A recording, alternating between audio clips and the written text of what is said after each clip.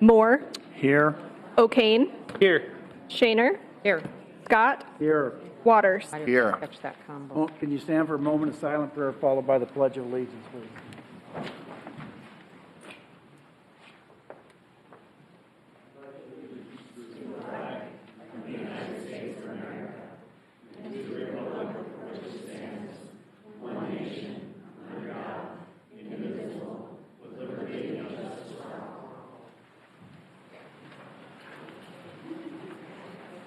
Ellen, you want to bring your group up?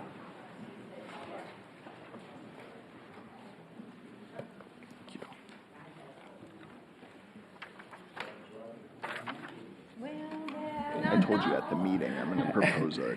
We have a proclamation that reads, "The Sioux City Public Library sparks creativity, fuels imagination, and inspires lifelong learning, offering a space for individuals of all ages can explore new ideas and be drawn to new possibilities." Whereas the Sioux City Public Library serves as a vibrant community hub, connecting people with knowledge, technology, and fostering civic engagement. And whereas the Sioux City Public Library provides free and equitable access to books, digital tools, and innovative programming, ensuring that all individuals, regardless of background, have the support they need to thrive. Whereas the Sioux City Public Library nurtures young minds through storytime, STEM programs, and literacy initiatives, cultivating curiosity and a love for learning that lasts a lifetime. Whereas the Sioux City Public Library protects the right to read, think, and explore without censorship, standing as champions of intellectual freedom and free expression. Now, therefore, I, Robert E. Scott, Mayor of the City of Sioux City, Iowa, on behalf of City Council, do hereby proclaim April 6th through the 12th as National Library Week in Sioux City, and encourage all of as National Library Week, and encourage all the residents to visit the Sioux City Public Library in person or virtually and explore the resources and celebrate all the ways the library draws us together as a community. I want to present that to you and say a few words if you would. All right. Thank you. I want to thank the City Council for this recognition. The library is busy. We do a lot of great things, as I know everyone knows, but I just encourage everyone to come in, and even if you don't want to check out a book, you can just come in and say thanks to the staff because they work really hard. So thank you.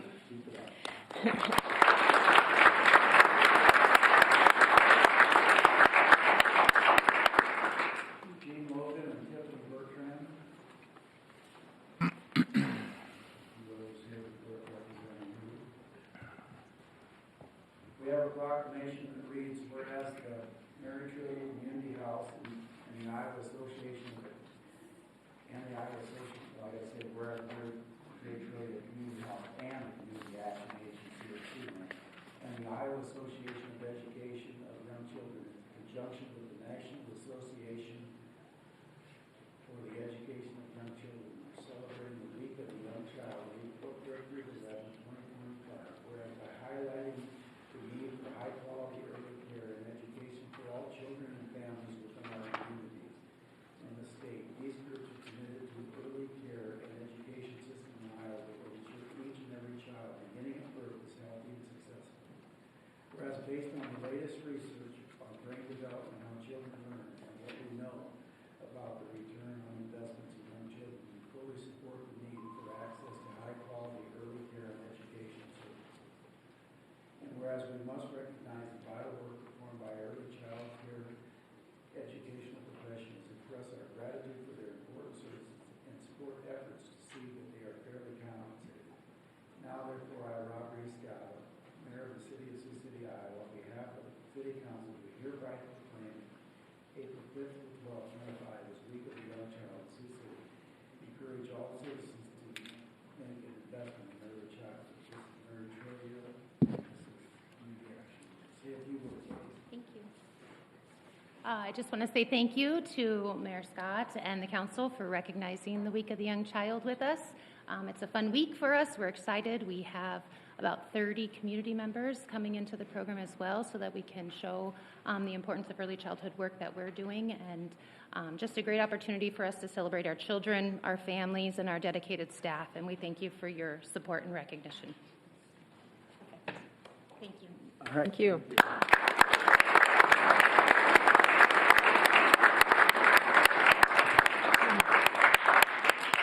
Interview for Parking and Skywalk Board of Trustees, Samantha Hanks. Samantha, are you in the So please come on up and, okay, if somebody want to serve on the committee.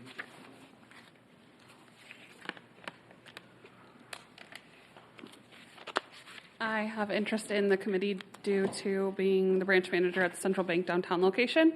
Most of our clientele and our employees as well use the Skywalk throughout the city and for different meetings and such. Leads for a good perspective, so I Yes, definitely. I see appreciate it. you applying. Yeah, thank you. I see it as from customer standpoint and then also Right. business. Yeah, Absolutely. I think you'd be a good fit. thank you. Thank you. Thank you for applying. Thank you, of course. Thanks. Move to the consent agenda. Today, those items are 3 through 17L. Consider them to pass unanimously unless a separate roll call vote is requested by a council member. If you want to speak on an item on the agenda, please come up as I read it. If you want to speak on an item not on the agenda, please come up under citizen concerns. Remember to always state your name for the record. I'll move the consent agenda. Second. 3 is a reading of the March 24th and 31st city council minutes. 4 is a resolution appointing Mike Collette as interim city manager. Mayor, I just want to thank Mike Collette for serving the city so well, its citizens, taxpayers, serving the staff at City Hall so well in the past. I look forward to working with you as the interim city manager. We have a lot to do. We have a lot of work cut out for us, but you're familiar with a lot of this that we're working on now. So, Mike, I just want to thank you for stepping up and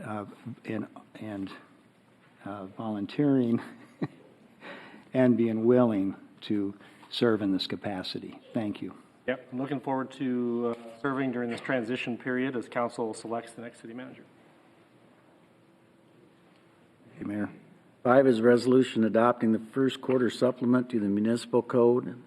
6 is an ordinance amending Chapter 1.01 entitled Code Adoption of the Municipal Code. 7 is a resolution consenting to the installation of a license plate reader on South Lewis Boulevard for the benefit of Sergeant Bluff.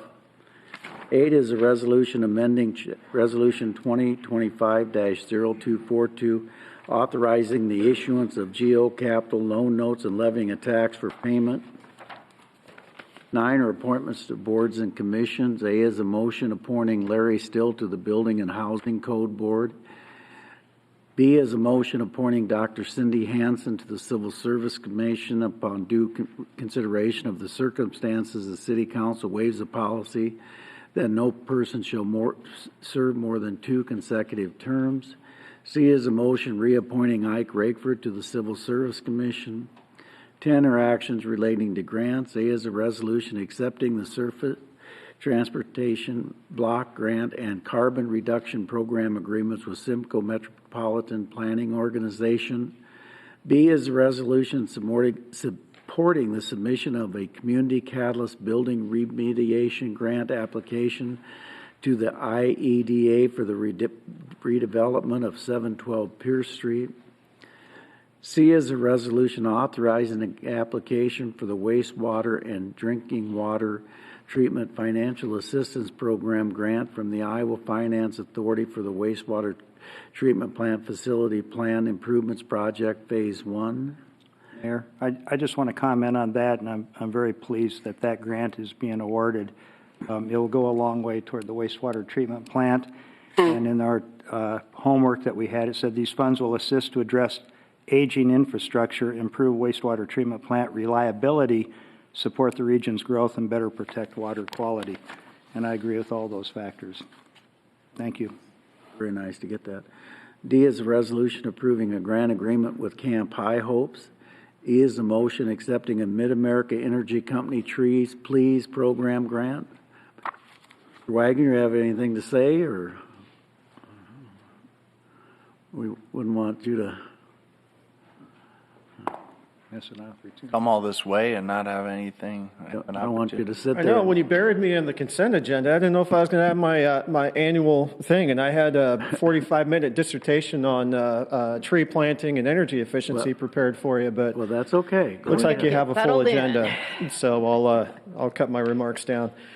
Once again, this is one of my favorite things I get to do, stand before you, present a Trees Please award to the city of Sioux City. It's my annual visit with Kelly Bach, who's around here Yeah, somewhere. he's here. That's why I'm waving him to come up and get your check. Yeah, every time I look at myself up on that big screen, I get grayer and grayer every year. But just a quick note, you know all about the program and our commitment to energy efficiency and tree planting, green space in the communities that we serve. But a note, just recognizing that last year was an especially tough year with the flooding and the damage, especially over in the Riverside area. We increased our award to the city of Sioux City this year from $5,000 to $10,000. Don't get used to it, but no, we're very happy to present this award here today, and I'll do so to Mr. Bach. Ann would like a little picture there. There you go, and a picture. Thanks.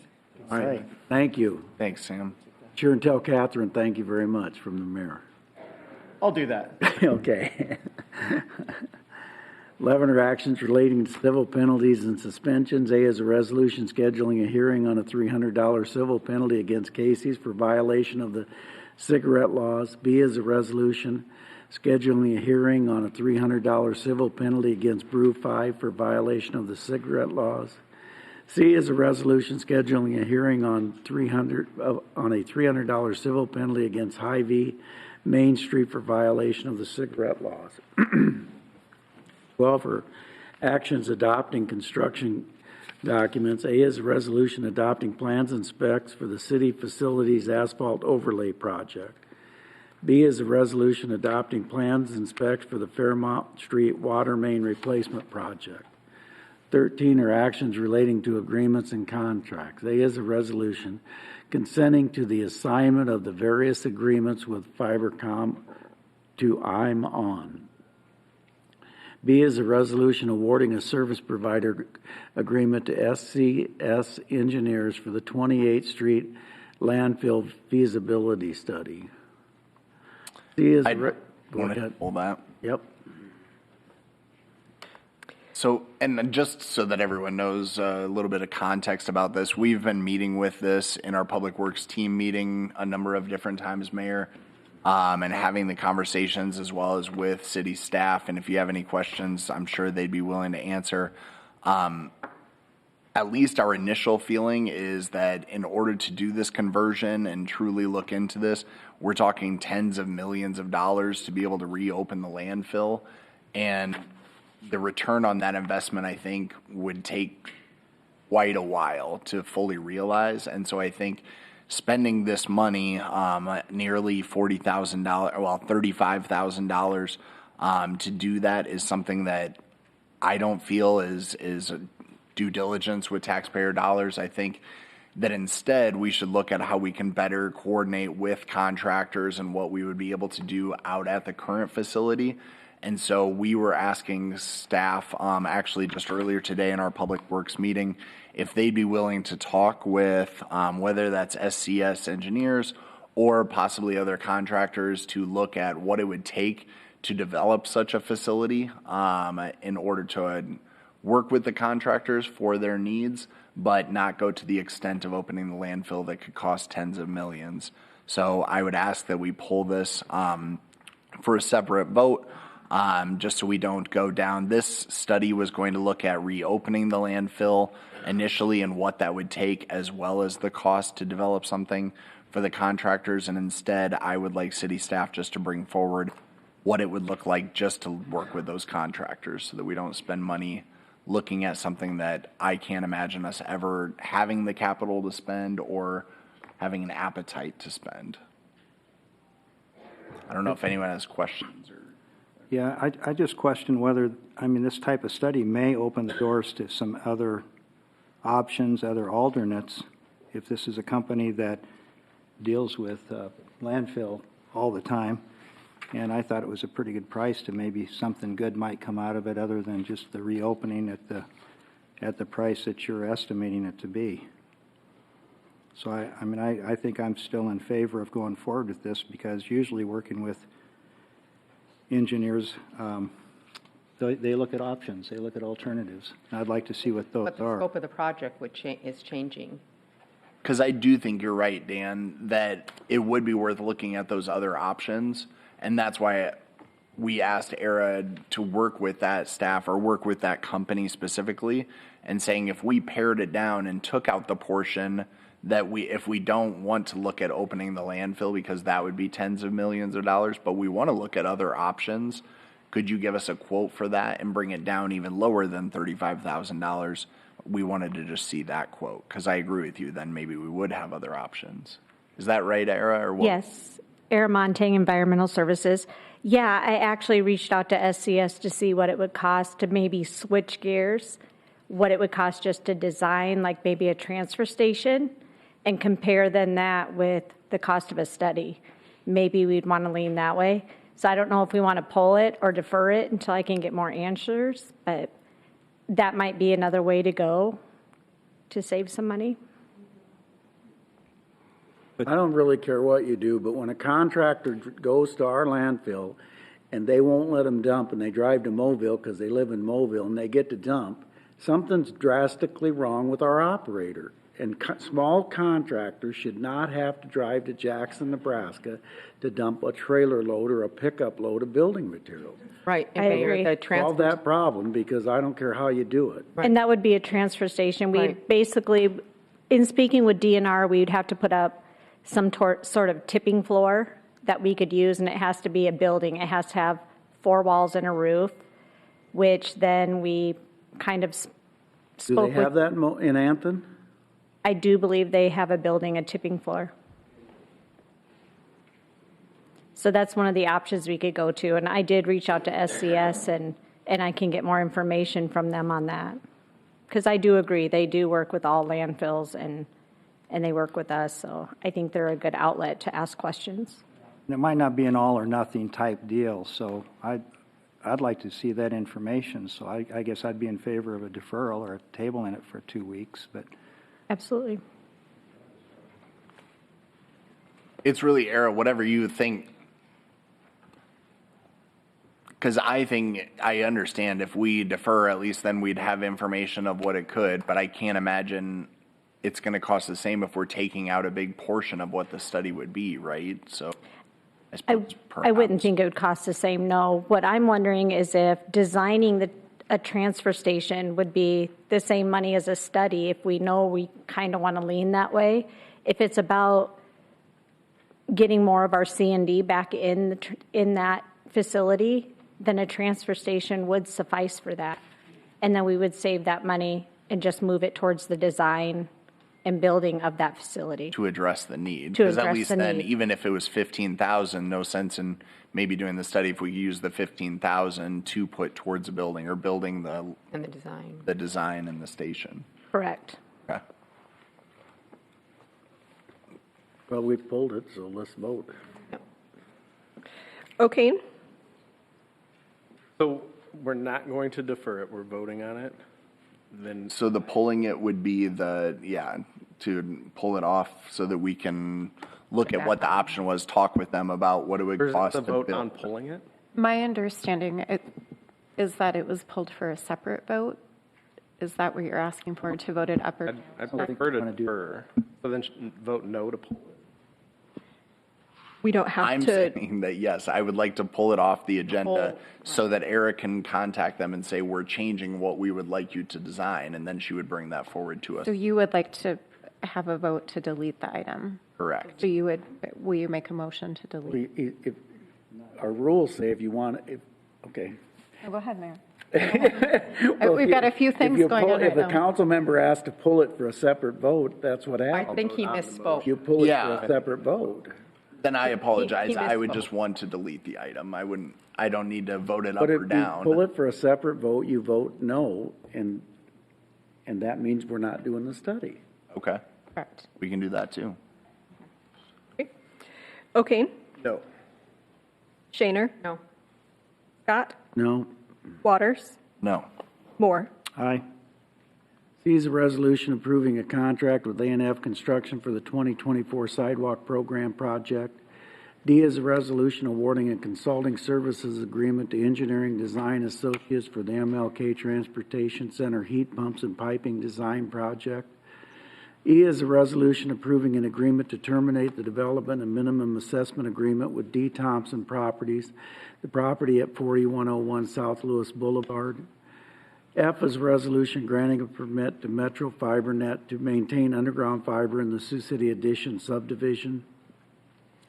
G1 is a resolution awarding a surface provider agreement to Brian Wildy for the weed abatement program. G2 is a resolution awarding a service provider agreement to Brian Wildy for the Floyd Cemetery 2025 mowing season. 13 are actions authorizing payments. A is a resolution authorizing payment to Ferguson Waterworks for Neptune 360 water meter reading software. B is a resolution authorizing payment to Surfco for the annual sidewalk program project. I need to abstain, conflict of interest. 15 is purchasing a resolution awarding a purchase order to Stu Hansen Dodge City Jeep for a truck for Parks and Field Services. B is a resolution awarding a purchase order to Sioux City Ford for 2 trucks for the Inspection Services Division. C is a resolution awarding a purchase order to Siouxland Concrete for concrete products for the Public Works Department. D is a resolution awarding a purchase order to Barclay Asphalt as the primary vendor for hot mix asphalt. E is a resolution awarding a purchase order to Knife River Midwest for the secondary vendor for hot mix asphalt. 16 are applications for alcohol license. 17 are board, commission, and committee minutes. Anyone to be heard on any of those items?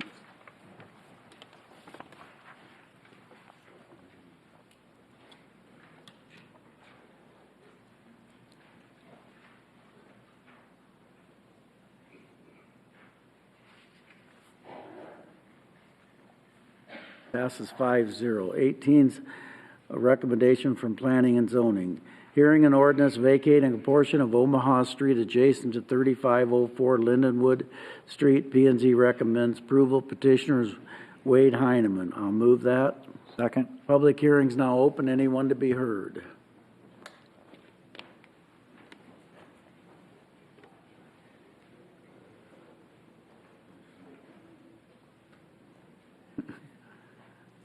I'm sorry, I'm speaking against. I don't know if you are speaking for. I mean, last time the chair of Planning and Zoning Commission. Go ahead. All right. Good afternoon. My name is Andrea Buckley, Andrea Buckley. I'm an attorney here representing an adjacent property owner, Mark Condon. I believe he had previously sent something that did make the agenda materials. He at this point wants to make sure his objections are known, primarily to the sale and further development of that property. I realized today just the vacation is in front of the council on the agenda, but his concern is the topography and the lack of infrastructure for this lot for selling it and moving towards further development. So we are registering our objections to this action today. What's going on with the lot, Wade? I think this might be where somebody expressed an interest that I didn't know it was a There's a portion of Omaha Street that was platted in 1888. So most of it has been already vacated. Everything to the north and the south of this portion of Omaha Street has already been vacated. And this is just cleaning up the rest of it. It's approximately 17,760 square feet. The petitioner owns some adjacent land. We would follow our normal sale process and offering it to the... But the other property owners will have the upside. Yes, so the school district has some abutting property, and then I believe it's the Rocklands have some abutting property, and then the petitioner has some abutting property. But we're just looking at the vacation today. It's whether I this belongs. understand, but I had somebody ask me if they would be able to buy, and I said I didn't see any reason why not. That would be our policy, so I just want to make sure.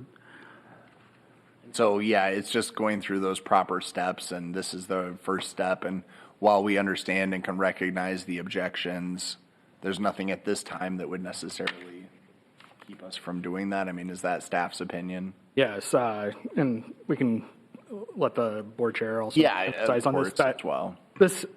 We're looking at whether this portion of Omaha Street has any reason to remain in the transportation system, and it doesn't go anywhere, it doesn't abut anything, you can't get to it, and this is just so forth.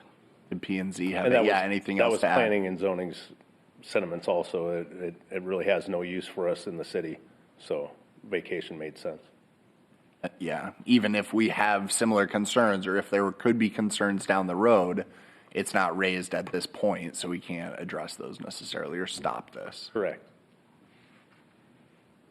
Well, thank you. Right, thank you. Anyone else be heard?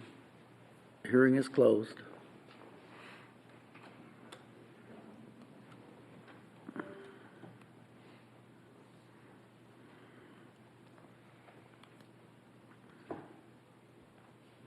Passes 5-0. Anybody opposed to waiving the statutory rule? I'll move that. Second? Shaner? Aye.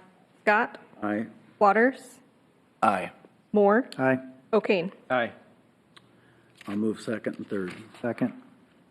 Scott? Waters? Aye. Moore? Aye. O'Kane? Aye. Shaner? Aye. 19 is a hearing and resolution approving plans and specs for the bridge overlays project. I'll move that. Second? Hearing's now open. Anyone to be heard? Seeing none, the hearing is closed.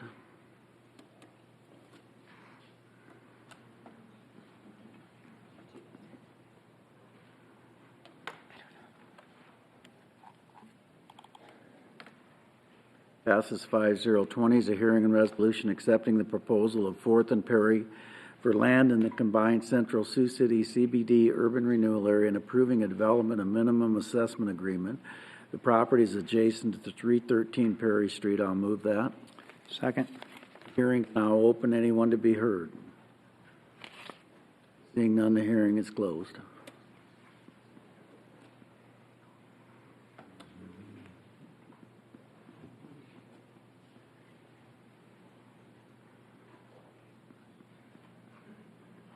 It passes 5-0. Ordinances, 21's an ordinance amending Chapter 2.04 the municipal code to provide for hybrid options for the members of governmental body to participate in official meetings. I'll move that. Second? Mayor and Council, this is a housekeeping matter. We previously last summer updated the section dealing with boards and commissions to adopt the hybrid meeting language. We've also updated the council procedures to reflect that, so we're coming back to also include this section of the code that was not updated last summer.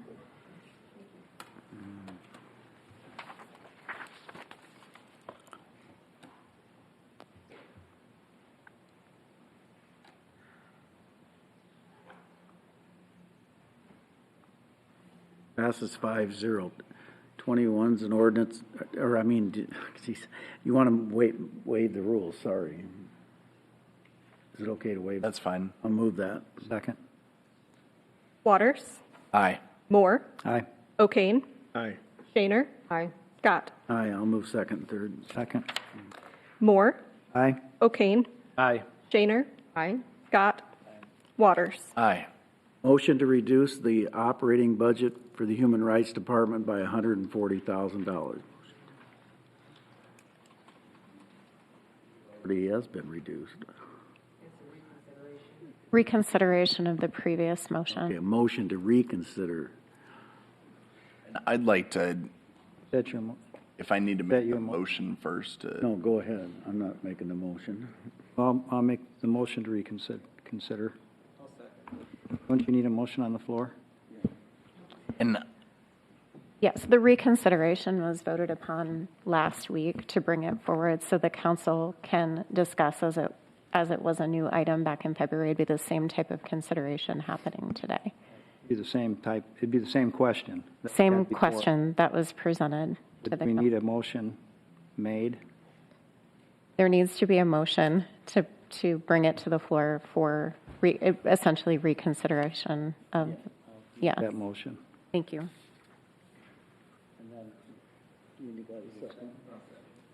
And then Nicole, before we begin, could you give us just a brief discussion of what we're looking at and what we're doing here today? Because there have been some questions about reconsideration, and I think we did everything correctly up to this point. I just want to make sure we continue that. And so, like, questions of, are we discussing, is the council and mayor discussing reconsideration only, or are we discussing the actual $140,000 reduction in the HRC budget? Sure. Now that it's been moved and seconded, it's on the floor in front of the council for the same discussion or consideration that happened back in February as part of the operating budget when it was moved and seconded and voted upon then. The council has a fresh opportunity to look at the motion and decide whether to vote it up or down. It's essentially starting over again with the previous motion that was made and approved. So the mayor and the council and the discussion we have today, it's all anew. Yes. We spoke on it before, we can still speak on it again. Yes. Make our points, okay. And for clarification, if the council brings this to vote today, a vote of yes is to approve the $140,000 reduction. A vote of no is to not approve the reduction. Okay. Is it too late if a council member wanted to defer this for a week? There are a couple different options that the council could do. They could vote to defer to consider it next week, which would be the last possible date, because the adoption of the budget is currently scheduled for hearing on the 14th. Or any of the council members could vote to modify the dollar value that's on the floor in front of the council today. Correct. And I appreciate the clarification. And before we get to public, I just wanted to share a few thoughts, if that's okay. I did want to share a couple of things. First and foremost is a little clarification, and second is an apology.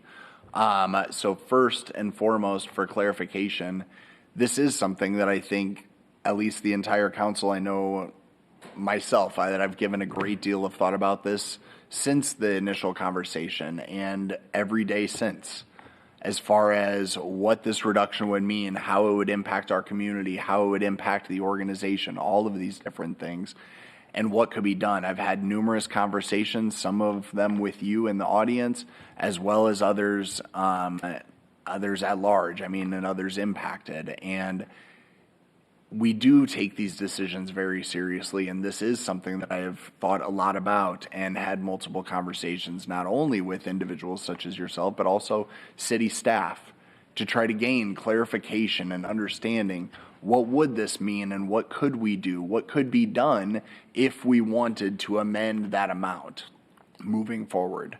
And so I spoke with our finance director over a week ago and said, here's what I would like to do. I would like to reopen that conversation, to look at adjusting that amount, to have a better conversation holistically of what that would do to the budget and what changes could be made.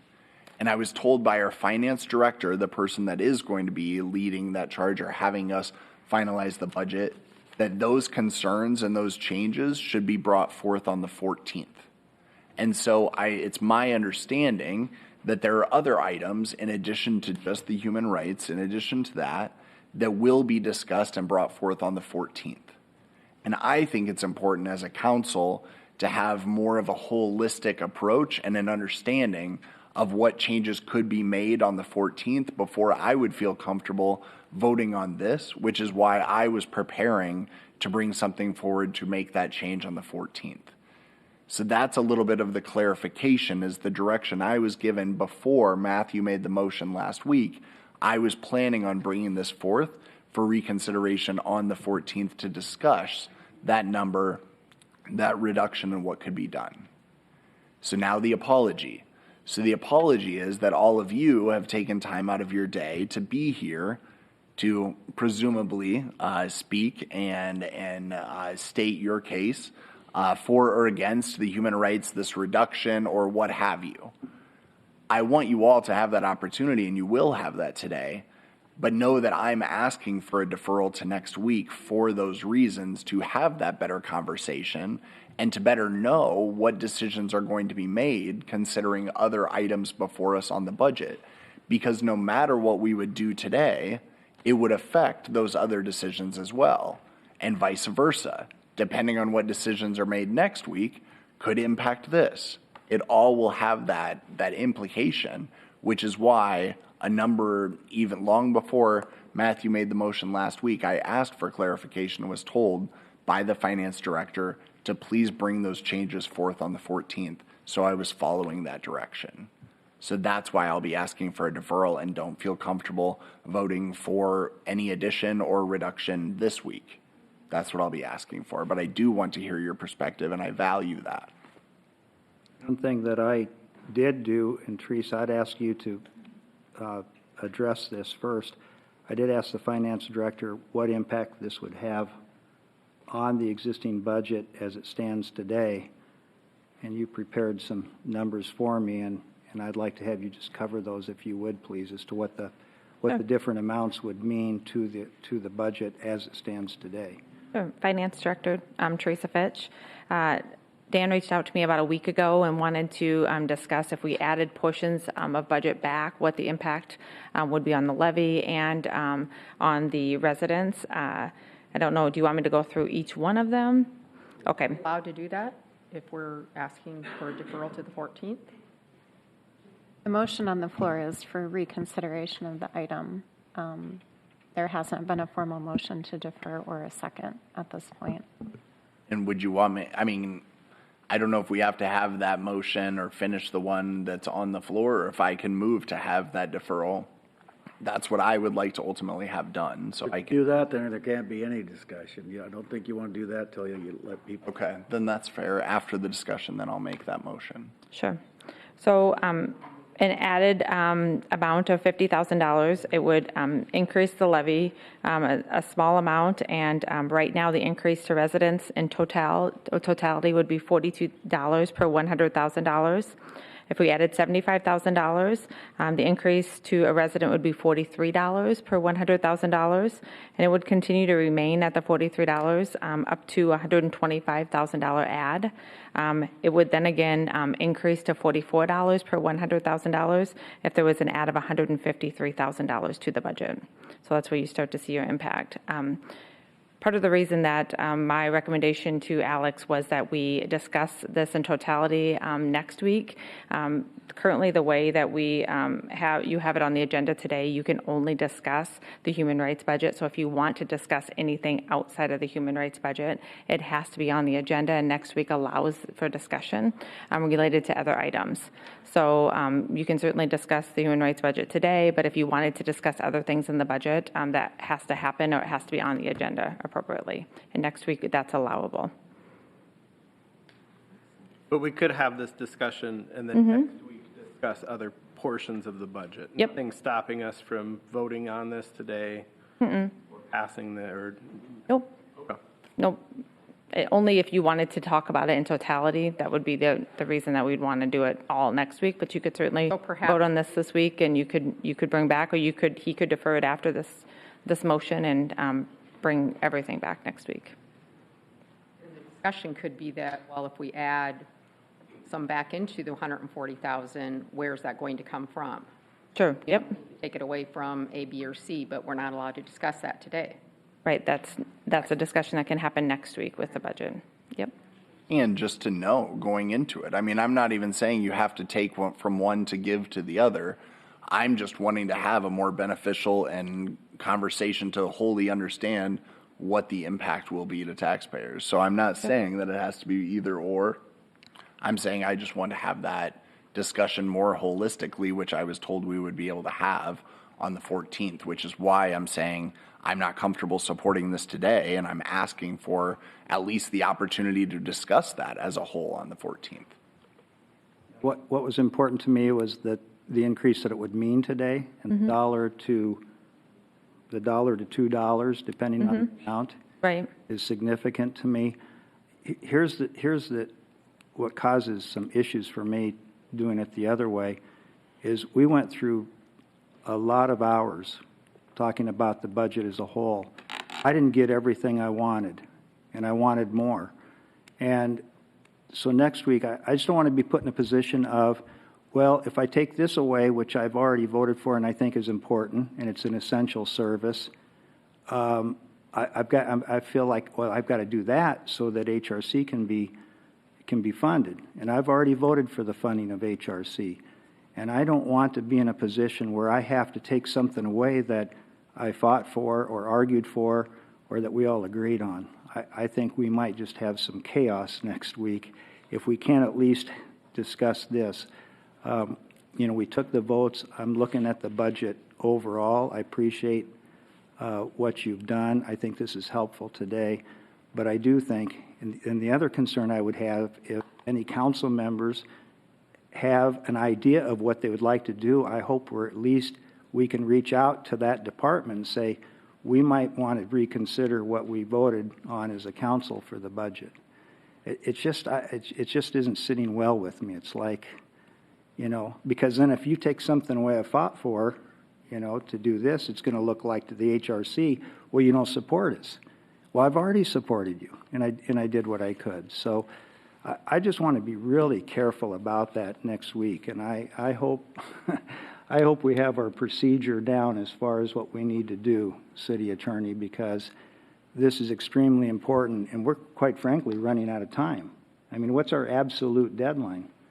The last council meeting, well, we're scheduled for hearing next week. For the 14th, Yeah. okay. But if we go into the 21st or the... We would not make it to be able to, the hearing date's the date certain, Okay. and then the certification to the county, it's... Yep, by the end of the month. Okay. Yep. Well, I've spoken my piece. I would echo those thoughts. I also don't think that the human rights funding, funding the Human Rights Commission should be tied to us reducing other departments or taking from other departments. I don't think there's a magic number, like how much do we need to cut before human rights become a priority? To me, human rights are a priority already. No one's saying that. I think a $140,000 reduction to their overall budget says it, personally. But that's my opinion.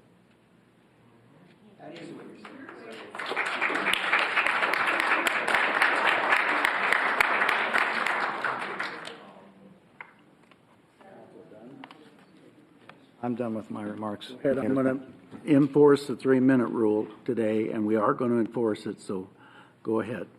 I prepared my remarks to stay within that 3-minute timeline. Go ahead. I'm Mike Goodwin, M-I-K-E, Goodwin. I'm a 27-year resident of Sioux City. Moved here from Texas in 1981. Excuse the Texas accent. As I go through my remarks, I know you'll listen carefully. I tried to lose it, but I haven't. So I'm here to speak in support of restoring a level of funding to the Human Rights Commission that's necessary for it to operate effectively. And I come here with 27 years of experience as an executive in human resource management with 2 major companies of this city. We relied on the Human Rights Commission to effectively work with us and complainants to resolve complaints at the lowest level as quickly as possible. My interactions with the Human Rights Commission were not frequent in that the companies I worked with did not have a high volume of complaints. But when we had a complaint, I can tell each and every one of you, I was impressed with the professionalism and the expertise of Karen Mackey and her staff.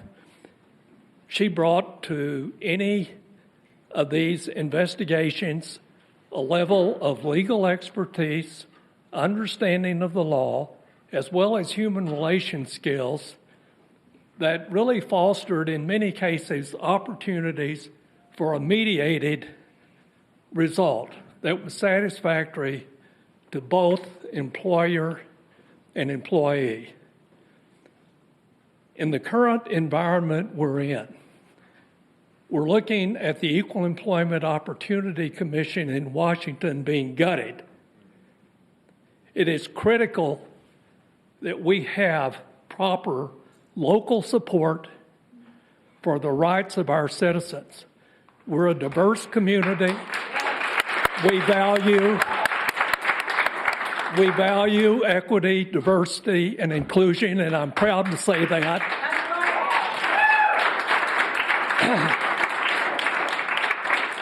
I understand. I have a budget. In the current economic environment, we're all having to make cuts. None of us envy the position you're in, having to try to determine either where you cut or where do you add taxes. We just got our home assessment. You know, no one wants more taxes. But the Human Rights Commission, I think it was back, and Mayor Scott, you were involved. Need you to. I'll move quickly. You were very helpful in our being designated an all-American city. I think it was in the late 1980s. As a young kid. But part of that recognition was recognizing the diversity in our community, how we come together as a community to ensure and protect the rights of all citizens. Please continue to seriously consider restoring, if not increasing, the funding to where they have a proper funding to effectively do their job. Thank you.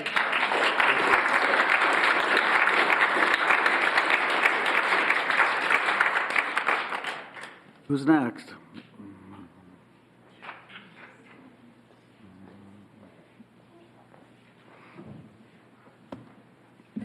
Hello, my name is Camry Miranda. I live at 4323 Fieldcrest Drive, and I'm here in opposition of the 40% budget cut of the Human Rights Commission.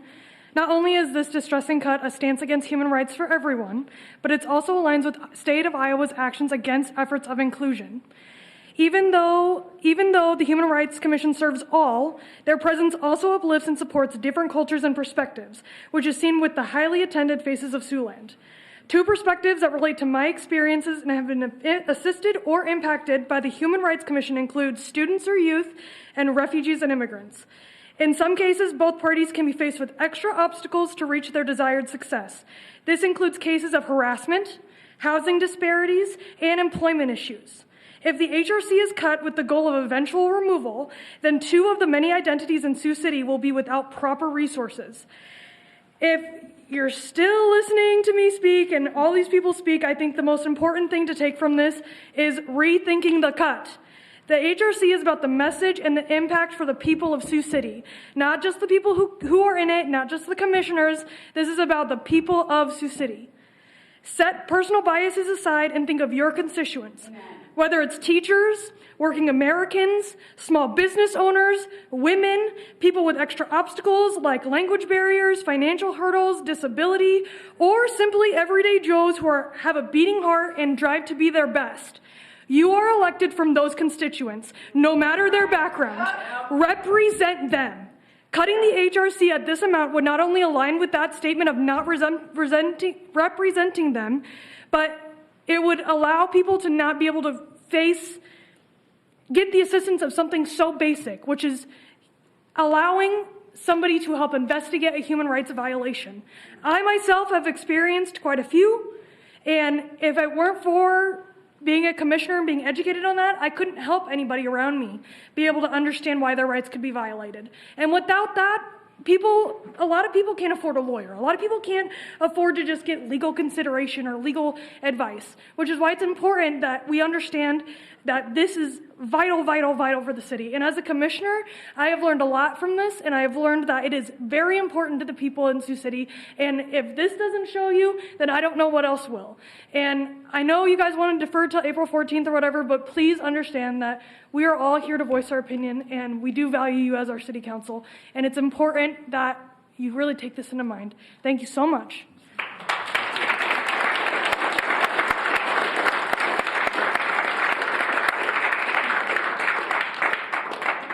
Is there anybody else in the public that wants to speak?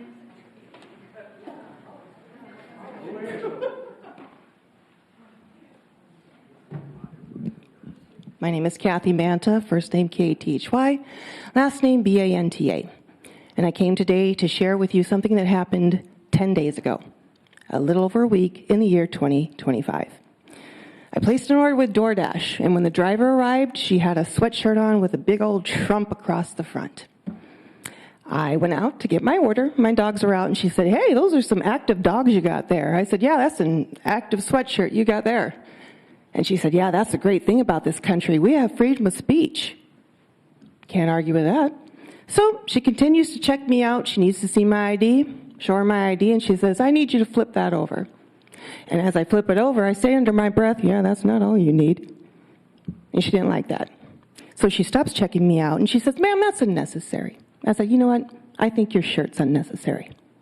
And then she went to the old tried and true when people like her are dealing with people like me, and she said, "Well, you're making me feel unsafe." Now, if you don't know why that's tried and true, when you get home today, just Google Amy Cooper. So she goes on, "Yeah, and I don't have to complete this order if I don't want to. I can cancel this and take it back." And she did. Now, was I being rude? Probably. Was I exercising the exact same freedom of speech she was crowing about a moment before? Absolutely.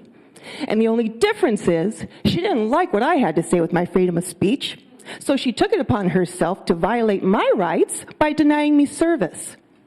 Now, I can already hear people say, "That's not a big deal." There are people who are losing their jobs, they're losing their homes. What you suffered was not a huge deal. I would submit that just because an injustice is smaller than another doesn't make it acceptable. Now, what the Human Rights Commission does on a daily basis helping people like me, under the best of circumstances, is a challenge. Under this administration, where bigots have felt emboldened to be as loud and as proud with their nonsense as they feel with impunity, it's 10 times harder. With a budget cut of nearly 40%, it's damn near impossible. So whatever metrics you're using to justify that budget cut, I'm here to tell you, when you voted for that cut, you voted to eliminate the one resource people like me have when things like this happen. You voted to make it easier for people like her to silence me if she doesn't like what I have to say. And finally, when you voted for that insanely huge budget cut, you voted for our oppression. You need to fix it.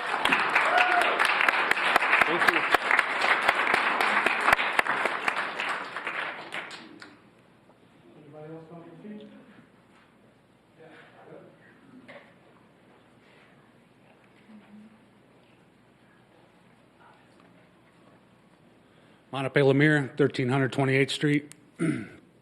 I work in different demographics in the community, and I don't just advocate for Native Americans. I advocate for different groups of people.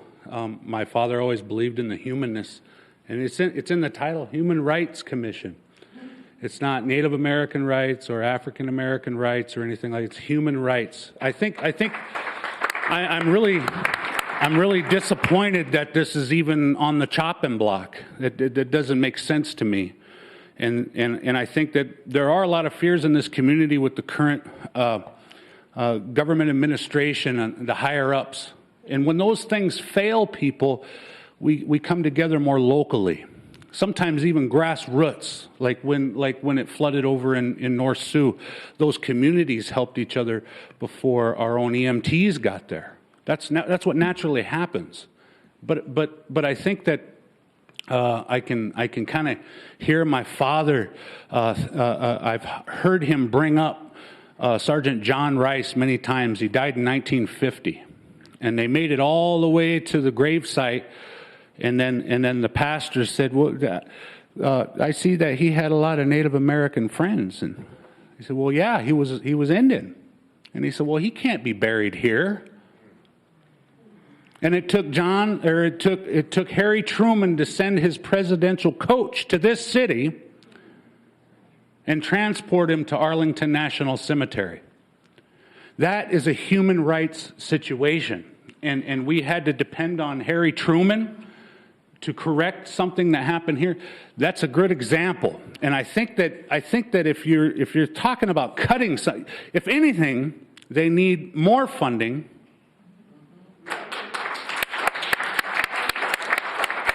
but we're here talking about cutting funding. So I would just speak to the hearts of each and every one of you in the name of Sergeant John Rice. You know, I would reconsider that I would think that it would be political suicide. It doesn't make sense to me. So consider not only reinstating that funding, but also consider increasing it. And because there's a lot of things, that's a black eye on Sioux City. What happened with John Rice is a black eye. And we can still talk about it here today, 75 years later. We're still bringing it up. So if you don't want my grandchildren bringing this up 75 years from now, you should reconsider that. Thank you.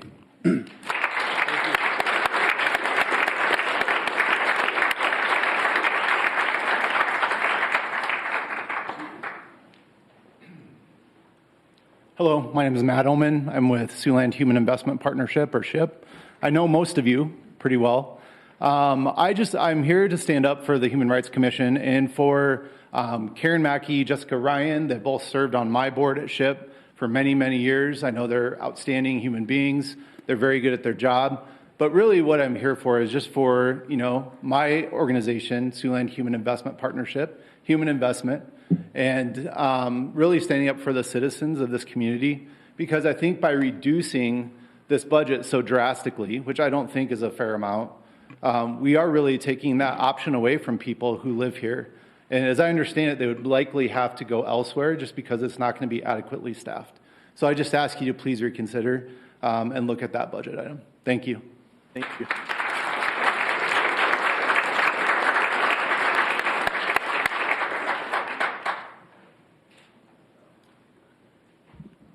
Hi, my name is Melissa Ramirez. I live at 1407 Prescott Street. I'm here also to express my support for Karen Mackey and the Sioux City Human Rights Commission. When I grew up in this area, it was diverse. I'll be almost 50 here. I'll be 50 this year. And the demographics have changed so much since I graduated in '93. I myself have had, at times, some issues where, I've had to remedy them on my own. One of the things that it actually happened in South Sioux, but I was 16 years old and I was working at the Super Value. It still really upsets me today, but I was working, and the manager came over and he's like, hey, I need you to go walk down aisle, whatever. There's a guy down there, Mexican, and I think he's shoplifting. Well, my mom is German.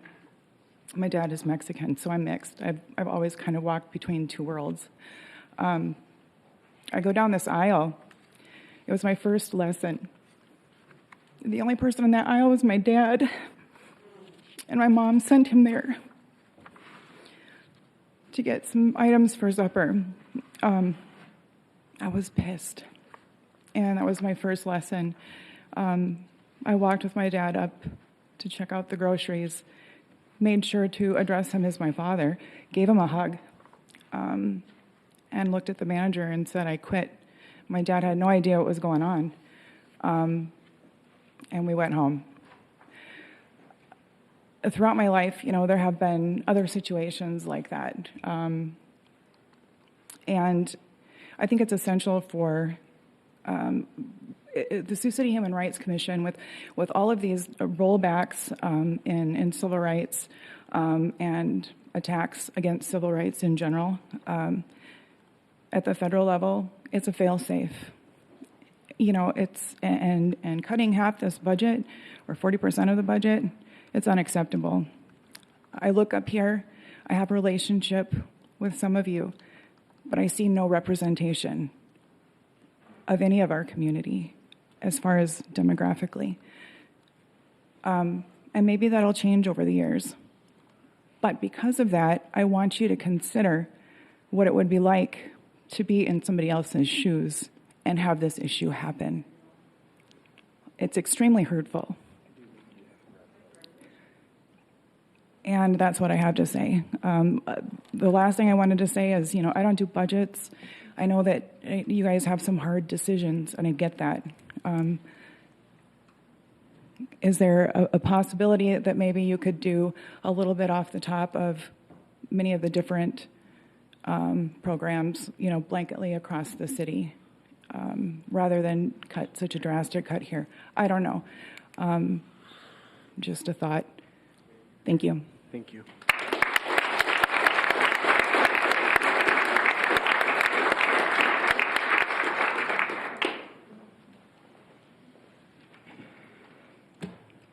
My name is Lincoln Ryan. I guess a question for you guys, if anyone could even tell us what the mission is. I'm guessing you don't, so I'll read it to you. The Human Rights Commission enforces local, state, federal anti-discrimination laws. It also works to prevent and eliminate discrimination in our community. So if you send that to Des Moines, how are they going to do that here? You guys are hung up on number of cases they do. You know what the number should be? It should be 0, which means they did the training good to the people, the landlords, the businesses, the people. It's an impossible number, but you guys want to see higher? That's ridiculous. It should be 0, which means they're doing the training and enforcement the correct way. Dan just said we did everything that we could. Did you guys give up your salaries this year? Did you give up your health insurance? No. Is my family? Absolutely. Why? I don't know. You guys can't tell us that. So you want to cut 40%. Bob, someone comes out of their taxes, they pick up their bill. Sorry, it's 40% more, you got to pay it. Waters, if you need an ADA accommodation, who do you call? Those guys. To defer a vote, I think is ridiculous. You guys made the hard decision and put yourself in this role. You guys fix it today and then figure out next week how you're going to adjust. So, Julie, no different, Julie. You own a restaurant. The vendor comes to you, hey, guess what? 40% more next week. What are you going to do? You're going to raise the prices on the other people or adjust. You're not going to say, I'm going to get rid of that half the staff. We don't need you guys. The rest will pick up your slack. So that's my 2 cents on it. I think you guys need to adjust today and not defer and then figure out from there. Because if we're giving up something for the community, which is what it is, then you guys should too. You're here to do a community thing. Then how about you guys all take 0, no health insurance, like our family is, because you guys want to cut it 40%. If you never did that to begin with, you wouldn't be in this problem right now that you're in. So that's on you.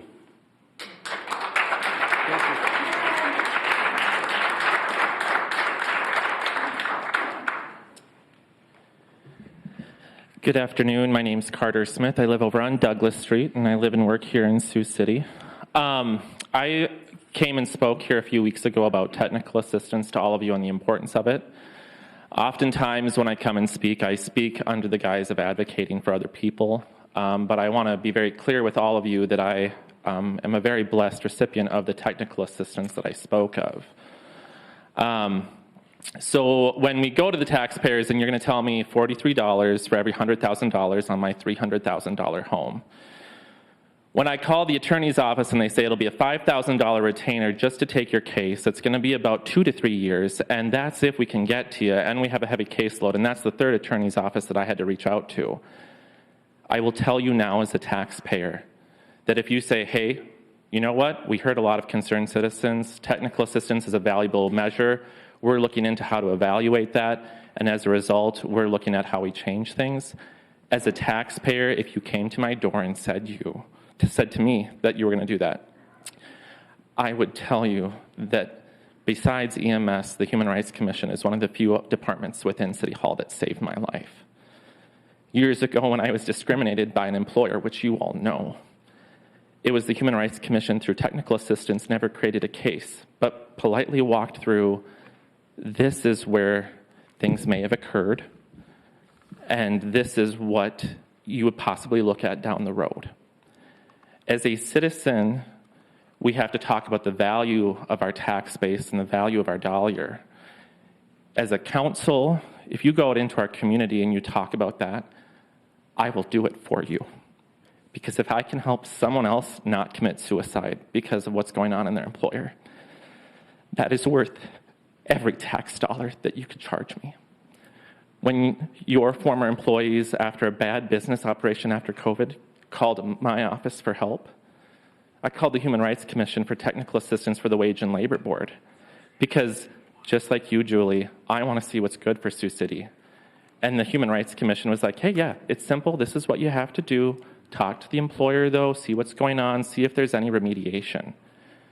And so as a council, you have a very difficult decision to make, and my only ask for all of you is that when we talk about the value of the tax dollar, if you come forward and say, hey, things are tough, but we want to make sure that everyone has a seat at the table, I will tell you as a homeowner, and I pay property taxes on more than one home in this community, that's okay with me because I know that you're looking out to make sure that our community is healthy and that we are making sure that people that can't go to Des Moines, can't drop off paperwork, can't go through and file stuff, they have someone that when they come into this building, they're represented. And that's the technical assistance that please consider how you evaluate it and consider it in making your decisions today. So thank you. Carter.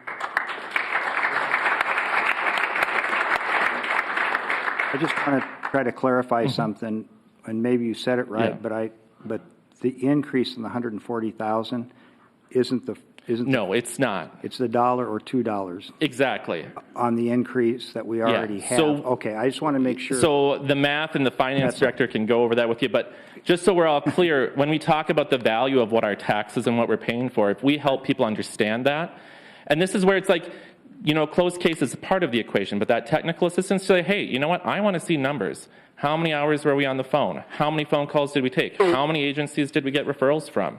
You know, what does an average case look like for time? Evaluation is important for any funding model, and I hope that you all take that into consideration as you're doing your votes today, so thank you. I just want to clarify. This was not a closed case? Oh, no, no. Okay. So and I was able to continue working with my employer.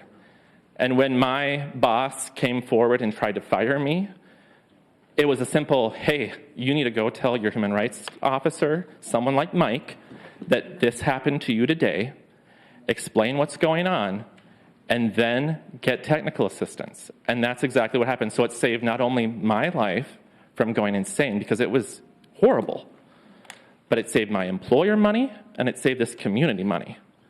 So I think when we talk about the value of our tax dollar, we all have the opportunity to say, hey, you know what? It's not about raising taxes, it's about making sure that we're saving money for everyone. So thank you.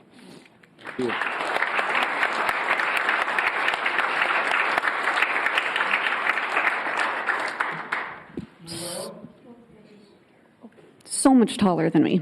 Let me just fix this. Hi, my name is Jessica Wheeler, 2913 Garrettson Avenue. I'll just clarify, you don't have to state your address anymore. In fact, the law doesn't allow us to, so I just want everybody to understand. You know what? I actually asked about that. I will update that information in my head. All right. So it's a new file, so it should be easy to overwrite. So many people have spoken very eloquently on the heart part of this. As somebody that spent a lot of time working in nonprofits and myself having a very limited budget, I wanted to touch base on something that was just broached, which is return on investment, right? It's not just the bottom line of what we're spending, it's what we're getting back for that money. Our citizens struggle with knowing how to engage. This is my first city council meeting. Yay me. And I hope to make it more, but there is a shortage of information out there. I just bought my first house just a few years ago. I struggled trying to figure out who I reach out to where. So having an organization like the Human Rights Commission, which helps people who are, when they're at their most disenfranchised, is an important resource. And as it was just also eloquently pointed out, that is a very potent return on investment.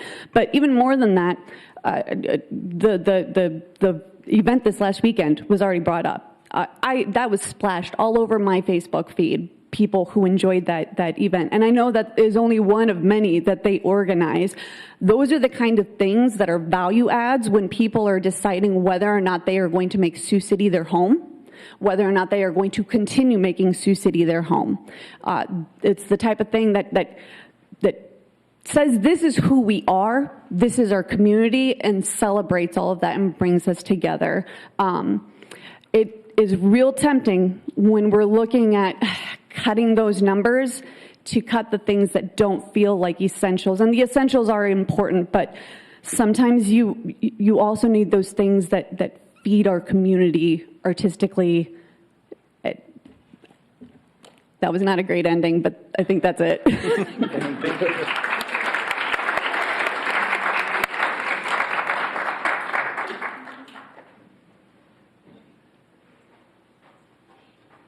Hello again. My name is Sunrose Ironshell, and I live here in Sioux City. I guess that's all I have to say. Last time I was here, I was asking you guys not to build the prison jail over there, which I see is built. So, anyways, I just want to tell you that there's all kinds of things we could do and come together as a community, like having a really cool gala. Or like, we have places like the Orpheum, we have all kinds of different organizations here, like multi-million-dollar corporations like, Walmart and stuff like that.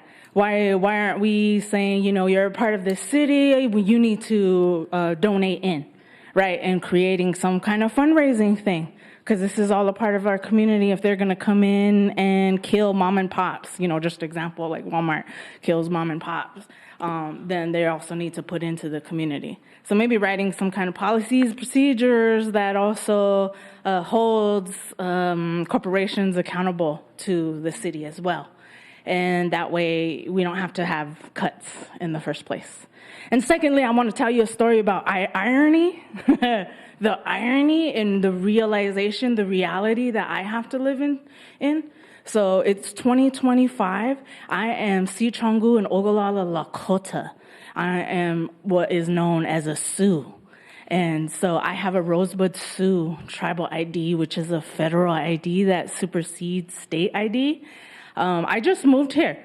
I've been living here for about 4 years. This would be my 4th year here. And I'm engaging, I want to live here. I'm establishing my family here. And I have a car loan, right? Because I participate in the system. I have a car note that I have to pay. And my car loan is from Black Hills Federal Credit Union, which they don't have a credit union here, but they have sister credit unions. So their sister credit union is right up the block over here by that other art gallery. And it's called Sioux Valley Community Credit Union. And now that feels really cool as a Sioux person with a Sioux ID to go and do business and pay my car note as an American. Oh, I'm going to be super assimilated and be American. I'm going to pay my car note. I'm doing the thing. I'm a citizen. I'm the good Indian. And I was recently told last Friday that they will no longer accept my tribal ID, which kind of hit me. I was like, what? I was like, okay, so I'm in Sioux City. I'm a Sioux woman. I'm at the Sioux Valley Credit Union. And they are telling me that they will no longer accept my ID. She said, I'm sorry that we need to let you know we're updating our policy and will no longer be taking your ID. So now, how do I pay my car note? What's the next step and where do I...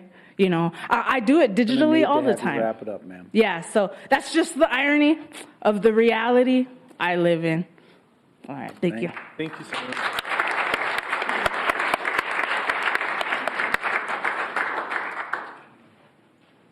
We'll take a couple more. Hello, my name is Trevor Brass. I live at 1427 Douglas Street. I own that house. I just want to point out about the odiousness of putting numbers in the reasons for cutting funding. We would be rightly objecting if Rex Mueller told the men and women under his command that they must arrest 5 people per shift. We can see the issue with that, right? Sometimes the law, you have to follow where the evidence is. Sometimes that means you make an arrest. Sometimes that means you don't. Sometimes that means there's a case founded. Sometimes that means there isn't. But setting a hard quota or saying, well, only 40 cases were closed out this fiscal year. Therefore, Karen isn't earning her keep is an odious way to look at it. You don't draw metrics like that when it comes to the law. You don't have your prosecutor say, well, if you don't win this number of cases, you're losing your job. Because when they put that kind of pressure on people, they cut corners and they make unethical decisions. Thank you. Thank you.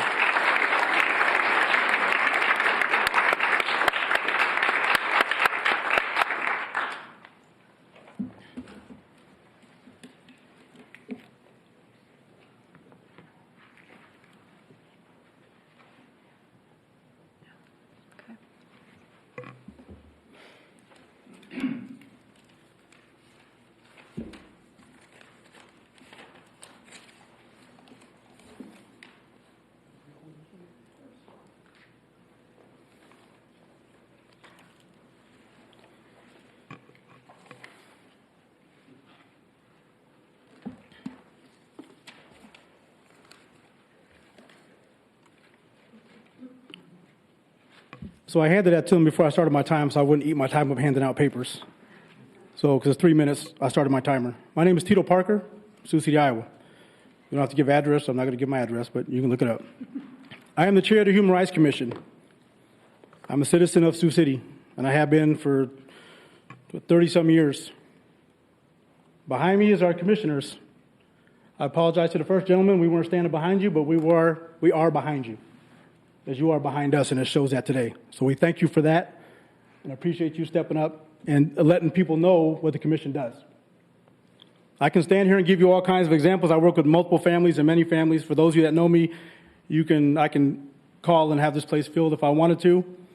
But I just let it out there and said, hey, folks, what do you want people to know? And they said, this commission is important. What they do is important. I spent time as an outreach worker. And sometimes it takes 3 months to get the result you want or that you need, whether you want it or not. You can't put a time frame on saving somebody's life, keeping somebody in their house. You have time limits by landlords. We have time limits here. But the importance is when that person comes to them doors, their time is what matters. The safety of the commission that goes out there with cameras to go in the darks of night, 2 at a time, risking their lives, there's no price on that. The gentleman that talked about committing suicide, there's no price on that. We're not here to say that you hate the commission, you don't like the commission. We just wonder why the numbers are so skewed when it comes to the commission. There's so many other departments, but if something happens in those departments where someone's not treated right, you will come to this commission and you will need this commission. You will need everybody in that commission. The less people you have in that commission, the less efficient it is. Then it's 8 to 5. Their jobs are not 8 to 5. They don't ask for anything more when they go home and they can't take away what they've heard during the day about the person that can't eat or the person that's kicked out of their house or the person that has no place to stay or they lost their job. They have to go back and think about that. Debrief, take it away and spend time with their family, and sometimes that's not enough when you hear it day in and day out. Through my lifetime, 57 people have committed suicide, and I've gotten a phone call, regardless of what state it was in. And almost every time when I read that note, it would say, I didn't know who to turn to. I had no help. I had nowhere to go. I lost my job. I lost my family. I had no food. I was mistreated. They were told me this was it. And some people aren't educated enough on the commission to know where to go and what they do. So they assume they're not spending their time wisely. But if you go into that office and sit down one of them calls, and man, 24 hours you spent on just this situation here, not to mention the times that they're referring other people to other resources. There's a letter, I'm on stop, and I'm going to take a few seconds. I apologize for that, but it's a letter from the League of Human Rights Agencies that I have that the council is going to give, that they're going to give to the council, the commission has, and we have 612 people that signed a petition to support the Human Rights Commission. By making adjustments in the dollars amounts, it went from $18,000 to lower their budget to the next meeting being $140,000. Now, I was away for a month because my sister passed away and I was in Des Moines with her. And I'm sitting there thinking, it went from asking them to lower it to $18,000 to now cut $140,000. Where did that come from? I know there's not a lot of time to discuss that when you're here as a commission, but I wonder, are there conversations outside of here that we're not aware of? And I'm sure we could find that out. But I hope you do the right thing. We're here to work together and see what we can do. And if there's things that we can do to adjust some things and some dollars amount, hopefully you reach out. Thank you for your time.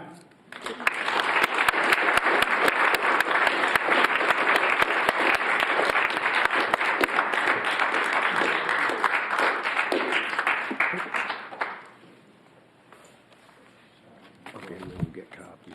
All right, thank you. Anyone else be heard on another subject? Well, it's just this. It's not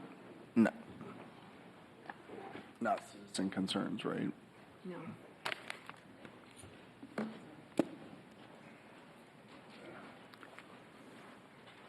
All right, my name is Ben Schneider's. Purchased a property at 1617 Russin Street. I came actually here before you guys when you guys had it up for demolition. And Mayor, this is. Oh, I'm sorry. We do have to vote. We're not ready Sorry. for citizen Just concerns. give us. oh, a you minute. said whatever. I concerns. know, my fault. Okay, just give us a minute. We got to All right. vote on that item. And so.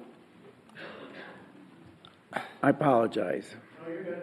And so I'm going to, again, I'll make my motion because now we've had the hearing and people have had their opportunity to share their thoughts, and I'm requesting this. I understand that it appears that there are quite a few people that understand or think that this has to be decided on today, and I'm just asking and saying, I'm not saying we have to take it away from one to give to another. I'm just asking for at least the opportunity to hear the other requests or the other changes before making a decision. I would assume that you would want your council members to be educated before making that decision. I'm not saying that one is more important than another. I'm not saying that at all. I'm just asking for that opportunity to defer it and have a conversation as a whole rather than forcing my hand. That's what I'm asking for. So I would make a motion to defer this for 1 week. Yeah, I would make a motion. Have that conversation whether you make this vote or not. What is the difference? You will have that Now, conversation. listen, I gave everybody a chance to talk. I gave everybody a Fine, I chance. will leave in a moment, but even if you vote this down Officer in the room. or vote yes, you will still have this conversation and can still have this conversation in budget. There's no excuse to delay this vote. None. Agree. It's either a priority or it's not. Right? Should always be a priority.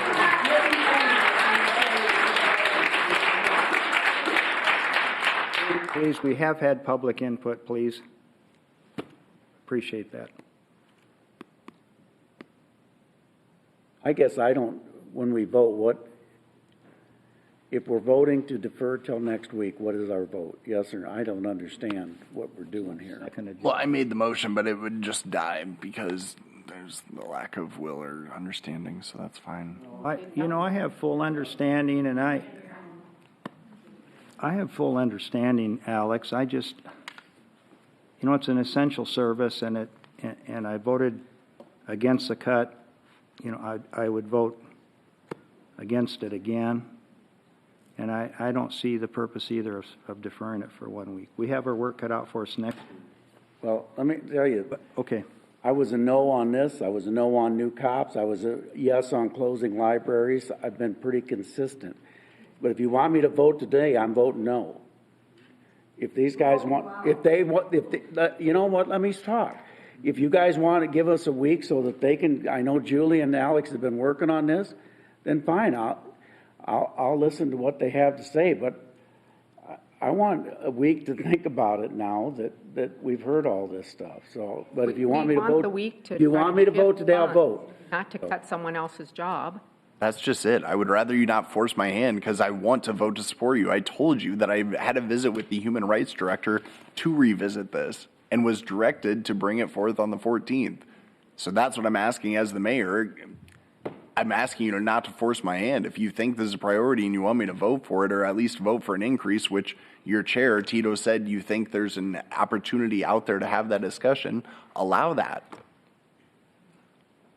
Or force the hand, and I did. would move to defer and discuss this next week. I'll second. You can come say one more deal, but we're not going to have all kinds of people talk in the audience. We're not going to do that. No, I'm not talking to the audience. I don't know who I that was, but- understand. I get So it. I'm going to say this, though.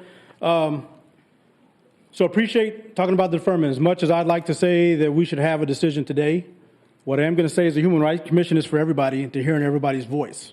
So if that's going to give us the best chance of being able to reach as many people as we can and keep the great people that we have and do a great job, then as the chair, I'm not, this is just me speaking for myself, but I'm just telling you what my role is. I would like to wait a week. If you're willing to listen, Bob, like you said, Mayor Scott, you're willing to listen. I'd like to see if you're willing to listen. I'd like to see if y'all's willing to work.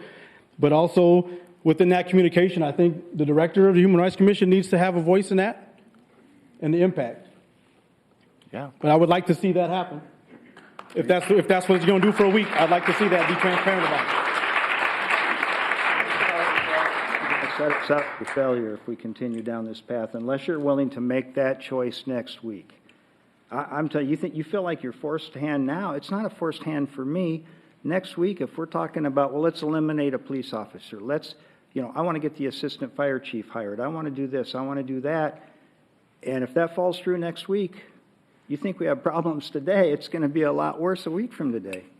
I just wish I had a good reason what the thinking is about what we're going to look at next week, that we've all had the budget before us. So what items can we be looking at next week that we know about today? Let's share that.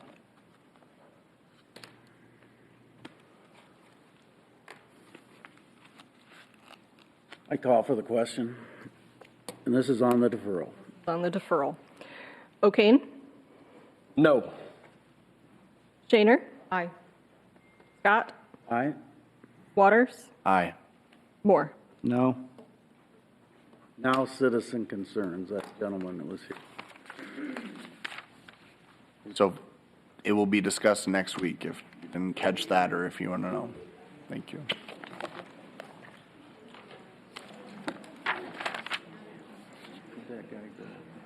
Yeah, if you vote right, it'll be a good thing. The gentleman that wants to speak on that house still here? Right here. Come on up, gentlemen. Come on up.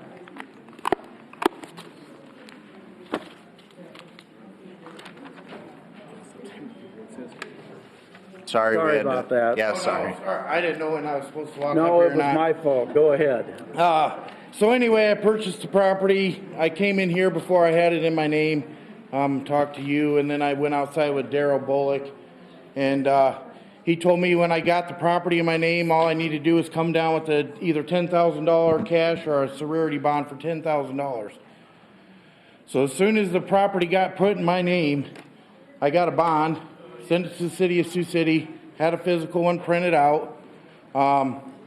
I got a electrician contractor in there. I got a plumber contractor, which by code you gotta have. They all got to pull permits, so they know I'm working on the house.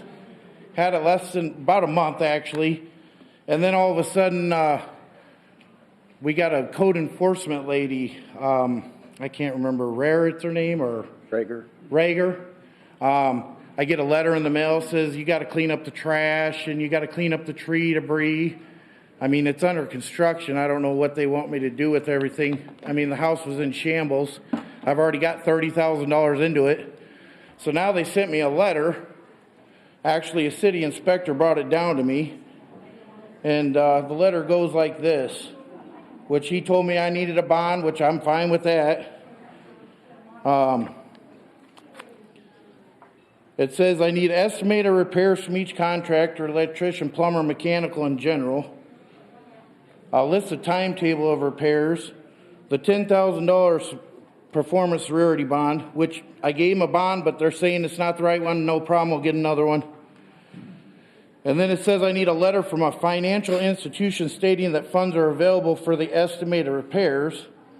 And then when that gets done, they can bring it back to the city council to see if I can get approved to repair the house. I've got $30,000 out already. I don't understand what money you need or me to prove my bank account to redo a house. I mean, it makes no sense to me. 0 cents. If I couldn't afford it, I wouldn't be doing it. I mean, The house, I could show you pictures from the day I bought it to now. I've been over there every day, cleaning stuff up, tearing stuff down, hauling stuff out. I mean, my plan is 2 months to have this house back up and rehabbed and livable. And I feel like every time I got something to do with this city, this lady, Rager, it's nothing but a trouble. I mean, it's just like harassment. I can drive around 20 blocks in that neighborhood and show you way more houses that are out of code. Is your plumber and electrician working on it now? The electrician's already been there. We got power. So obviously that permit was good enough to get him power because the inspector met me out there and said, yeah, this is what needs to be done. Needs new windows, needs this and needs that. I'll follow up with Daryl. If I can get your name. Yeah, I mean, here's the problem though. I mean, how many people how many people go through this and just get the runaround? Well, once it's got a red tag and it's been before us, it's Yeah, I understand that, but shouldn't she, as the city lady that goes around checking these properties, shouldn't she see that it changed hands or? Well, so the letter that you got, that was probably a complaint that was called in specifically for. Well, that's the best part of it. So she says that, first she said that somebody called a complaint in, then she proceeds to tell me that some lady was walking around with her dog and flagged her down and told her that the house was a nuisance. Well, the lady seen me over there working on it. It's the neighbor lady. I don't see what the problem is. I'm cleaning it up. I mean, it's way better than what it was. I mean, anybody can drive by it and see that. I just don't understand where the city of Sioux City has any constitutional right to know what's in my bank account. I mean, that's just, if I couldn't afford it, why would I even buy it?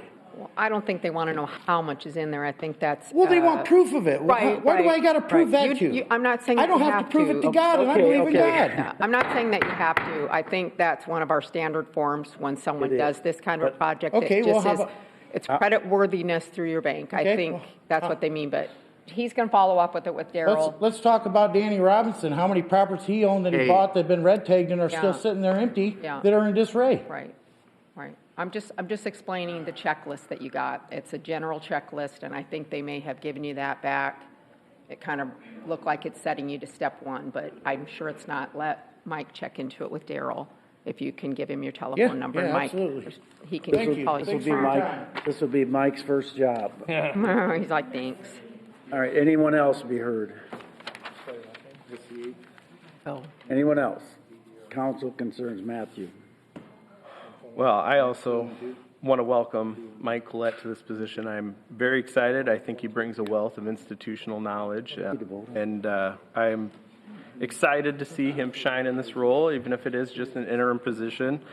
And I'm grateful that he accepted the reins and accepted the responsibility of it. A few things that I just want to put on the radar. Tomorrow, the Sioux City Police Department is holding their town hall.